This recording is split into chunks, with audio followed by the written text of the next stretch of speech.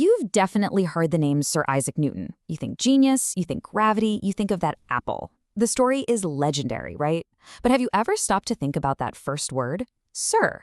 It's the one part of his name that has nothing to do with science. So where did it come from?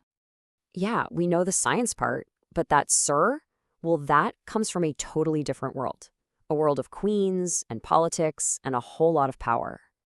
Okay, so to get to the bottom of this, we've got to travel back in time to the early 1700s and all the way to the Queen herself.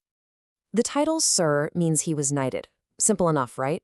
This all went down in 1705, when Queen Anne, who was the monarch of Great Britain at the time, officially gave him the honor. And let me tell you, receiving a knighthood was, and still is, a huge deal. It's a formal honor that gives you the title Sir for the rest of your life. It's not something you're born with. You absolutely have to earn it. You can almost picture it, can't you? Queen Anne rolls up to Trinity College, Cambridge. This is Newton's home turf, by the way. And right there, in this big public ceremony, she knights him. It was a massive deal, a huge public acknowledgement. But for what exactly? And this, right here, is where the story gets really, really interesting. Because the why he was knighted, well, it's not as straightforward as you might think.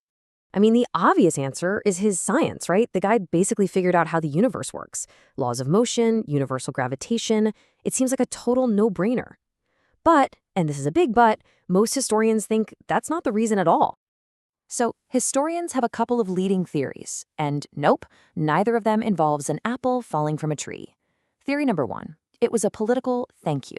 He just supported the Whig Party, a major political force in an election.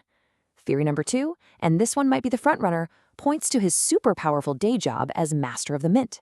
Basically, he was in charge of all the money in the entire country. Now, here's a little fact that really drives this home. Newton was only the second scientist to ever be knighted in England. The first was Sir Francis Bacon, and that was decades earlier. So what does that tell us?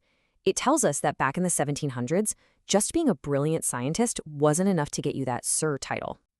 So, this all starts to paint a much bigger, more complicated picture of the man. He wasn't just some guy cooped up in a lab.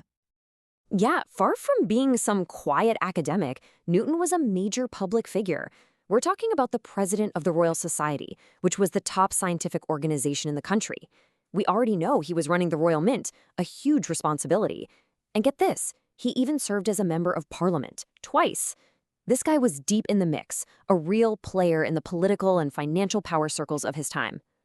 So how do we tie all this together? What's the real story behind those three little letters, S-I-R? When you boil it all down, it comes to this. He got that knighthood for his service to the monarchy. So while his mind-blowing science made him a legend for the ages, the actual official honor, that was a reward for his loyalty and his service to the state, either through his politics or by keeping the economy on track. So, there you have it. The Sir in Sir Isaac Newton wasn't a science prize. It was a reward for his power and influence in politics and finance. Which leaves us with one last question for you. Does knowing that this scientific icon was also a master political operator, does that change how you see the man behind the legend?